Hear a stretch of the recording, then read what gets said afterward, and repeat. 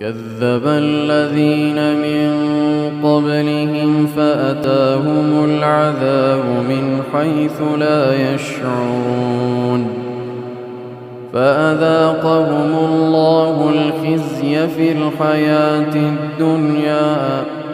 ولعذاب الآخرة أكبر لو كانوا يعلمون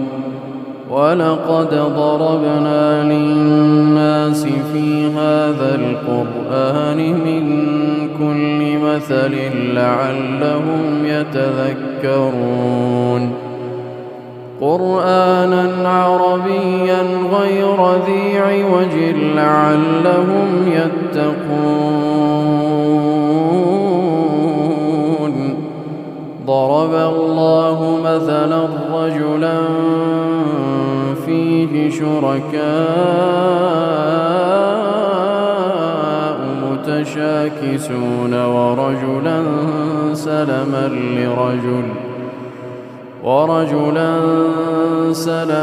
لرجل هل يستويان مثلا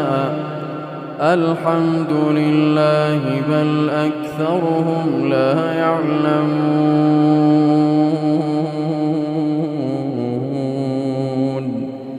إنك ميت وإنهم ميتون